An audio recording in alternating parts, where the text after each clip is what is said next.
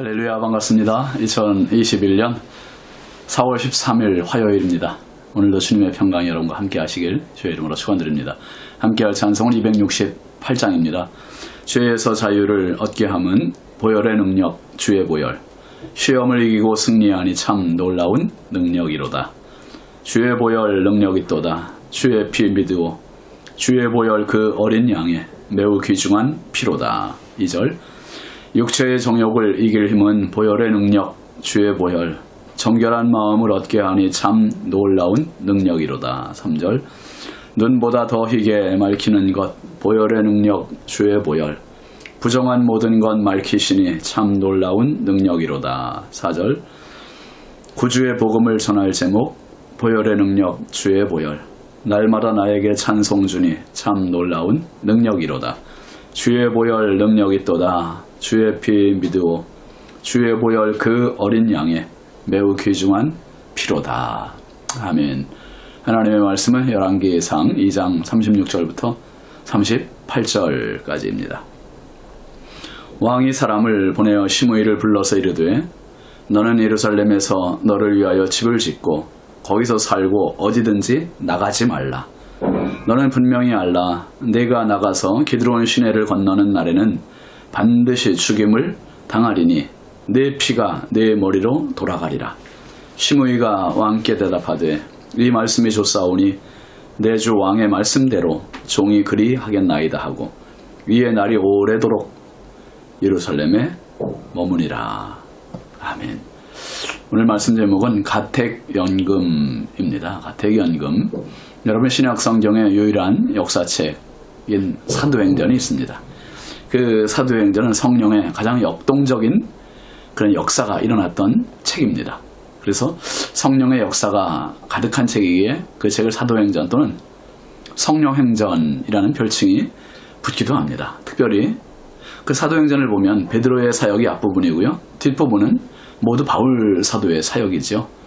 성령께서 사람을 통해서 역사하신 내용들입니다.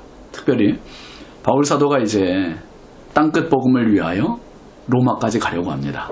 근데 로마까지 가는데 자신이 자진해서 죄수의 몸으로 압송돼요.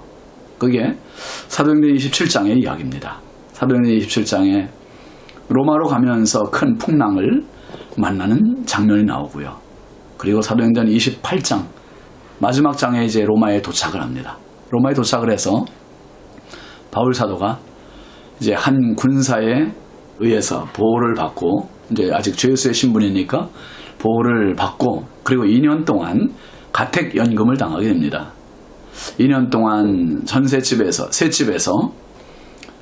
새집에서 머물며 사람들에게 복음을 전하는 내용으로 사도행전이 끝나게 돼요. 그 2년 동안 바울 사도가 쓴 성경이 우리가 잘 아는 옥중서신, 에베소서, 빌립보서, 골로새서, 그리고 빌레몬서 이 네 권의 옥중 서신입니다. 그 기간 동안 바울 사도가 가택연금을 당했던 거죠. 가택연금은 외부와의 접촉을 제한 또는 감시하고 외출을 허락하지 아니하지만 자신이 살고 있는 집 안에서는 신체의 자유를 허락하는 감금 상태의 형벌입니다. 그래도 좀 제한적이긴 하지만 좀 자유가 있는 그러한 형벌입니다. 그러니까 가택연금은 발을 묶어두고 최소한의 자유를 주는 행위입니다. 적절할지 모르겠습니다만 강아지로 비유하면 목줄을 하고 집에 묶어두는 것과 같다고 비유할 수 있겠죠. 솔로몬 왕이 아버지 다윗의 유언을 따라 한 명 한 명 각각 형벌을 내립니다. 제사장 아비아달에게는 고향으로 추방시키고 제사장직을 파면시킵니다. 그리고 군사령관 요압은 처형을 시켰습니다. 이제 시므이의 차례가 됐습니다. 시므이 어떻게 합니까? 먼저 다윗의 유언을 한번 볼까요? 2장 8절 9절 말씀입니다. 바울임 베냐민 사람 게라의 아들 시므이가 너와 함께 있나니 그는 내가 마하나임으로 갈 때에 악독한 말로 나를 저주하였느니라. 그러나 그가 요단에 내려와서 나를 영접함으로 내가 여호와를 두고 맹세하여 이르기를 내가 칼로 너를 죽이지 아니하리라 하였노라. 그러나 그를 무죄한 자로 여기지 말지어다. 너는 지혜 있는 사람이므로 그에게 행할 일을 알지니 그의 백발이 피 가운데 스올에 내려가게 하라. 다윗은 솔로몬에게 네가 왕위에 있으면서 이 시므이는 무죄한 자로 여겨서는 안 된다고, 암적인 존재, 쓴 뿌리가 될 것임을 분명히 언급을 했습니다. 시므이는 다윗이 압살롬으로부터 반란을 당해서 마하나임으로 도피할 때 그 도피길에 중간에 나타나서 얼마나 악독한 말로 다윗을 저주했습니까? 저주를 퍼붓고 돌을 던지고 먼지를 날리고 온갖 회개망측한 못된 짓을 다 했던 자가 이 시므이 아닙니까? 그리고 후에 이제 반란군을 정복하고 완전히 정벌하고 나서 다윗이 예루살렘으로 복귀할 때 그때 요단강에 나와가지고 100배 사죄했습니다. 그때 100배 사죄할 때 다윗이 한 말이 그겁니다. 내가 너를 칼로 죽이지 아니하리라. 하나님께 다윗이 맹세를 했어요. 그런데 여러분, 다윗의 신실함을 보십시오. 그 못된 놈과 이렇게 약속을 했다고 해서 그 약속을요 끝까지 지켜요. 끝까지 지키고 그의 목을 솔로몬에게 넘기는 겁니다. 그러면서 솔로몬에게 하는 말이 그러나 그를 무죄한 자로 여기지 말지어다. 용서했다고 해서 죄 없는 자가 아니라는 거예요. 다윗은 시므이의 마음을 간파한 것입니다. 그리고 뭐라고 당부합니까? 그의 백발이 피 가운데 스올에 내려가게 하라. 다윗은 시므이의 처형을 아들에게 맡겼습니다. 이런 자는 언제 또 어떻게 그 본색이 드러날지 모르는 인물입니다. 곁에 두거나 살아있으면 항상 언제든지 암적 존재가 될 그러한 인물임을 아는 것이에요. 아버지 다윗이 죽고 나서 솔로몬은 이제 아버지의 유언대로 시므이를 불렀습니다. 36절 보시죠. 왕이 사람을 보내어 시므이를 불러서 이르되 너는 예루살렘에서 너를 위하여 집을 짓고 거기서 살고 어디든지 나가지 말라. 시므이를 부른 왕은 그에게 예루살렘에서 집을 짓고 거기 살면서 어디든지 나가지 말라고 가택연금을 명령합니다.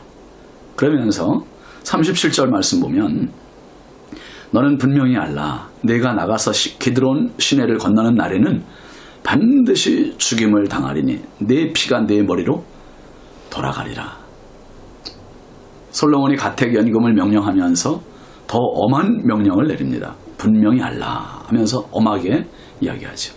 내가 나가서 기드론 시내를 건너는 날에는 반드시 죽임을 당한다. 여러분, 예루살렘 동쪽에 감람산이 있습니다. 예수님 기도하신 겟세마네 동산도 그 안에 있고요. 예수님 승천하신 그 감람산이 있는데 이 감람산과 예루살렘 성읍 그 사이에 기드론 시내가 있습니다. 골짜기가 있는데요.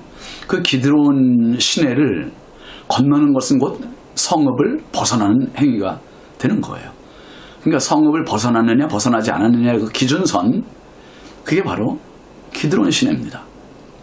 솔로몬 왕은 시므이에게 그 기드론 시내를 지명을 분명하게 이야기했어요.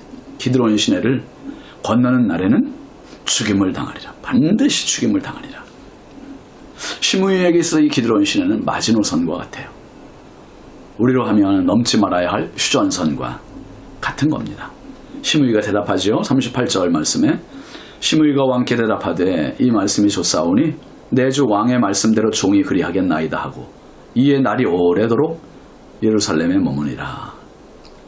시므이는 왕의 말대로 예루살렘에 머물겠다 그렇게 대답합니다. 그리고 또 그렇게 지내고 있어요.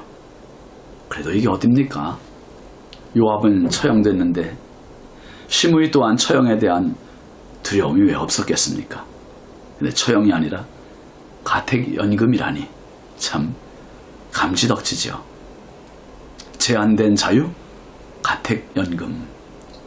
그리스도인들이 예수님의 십자가 은혜로 얻은 자유는 이런 가택연금과 같은 소극적인 자유가 아닙니다.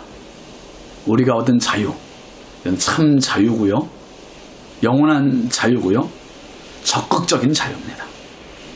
그 자유는 방종의 의미가 아니라 아주 적극적으로 하나님 앞에 나가서 마음껏 하나님을 예배하는 자유예요. 하나님을 사랑하는 자유입니다. 아멘이시죠? 예. 하나님의 말씀대로 살아가는 진정한 자유를 예수 그리스도의 십자가를 통해서 얻게 됨을 믿으시기 바랍니다. 마치 기차가 레일 위를 마음껏 달려가는 자유. 피아니스트가 악보대로 피아노를 마음껏 자유자재로 치는 그 자유. 비행기가 항로를 따라서 그 넓은 창공을 마음껏 비행하는 그 자유. 오늘 그리스도인들은 예수님의 십자가를 통해서 얻은 그 자유가 있습니다.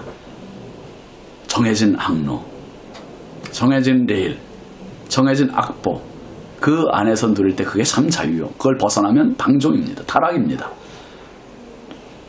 하나님을 예배하되 예수님의 십자가 안에서 예배할 수 있는 그 행위, 하나님께 기쁨으로 나갈 수 있는 것, 이 모든 것은 성도에게만 주어진 놀라운 특권이요, 참 자유요, 적극적인 자유입니다. 오늘도 하나님의 보좌 앞에 담대히 나가서 하나님을 찬양하고 기도하고 예배하는 진정한 자유의 소유인이 되시기를 주의 이름으로 축원합니다. 기도합시다. 하나님 아버지 감사합니다. 시므이가 잘못한 것이 있어 이제 솔로몬을 통해서 가택연금을 받습니다. 하나님, 예수님을 통해서 우리에게 주신 자유, 가택연금 소극적인 자유가 아니라 적극적인 자유요, 진정한 자유요, 참 자유요, 영원한 자유임을 믿습니다. 하나님께 나아갈 때 기쁨으로 자유함으로 적극적으로 나가서 참 예배자가 되게 해주시고 그 예배를 통해 내 인생의 가장 큰 행복이 누려지게 하여 주옵소서. 오늘도 그 자유 안에서 하나님만 바라보고 하나님만 의지하고 하나님만 예배하는 참 하나님의 사람 되게 하옵소서. 우리 교회가 바로 그런 교회 되게 하시고 우리 나라가 그런 나라 되게 하여 주옵소서. 예수님의 이름으로 축복하며 기도합니다. 아멘. 오늘도 주 안에서 승리하시기 바랍니다. 감사합니다.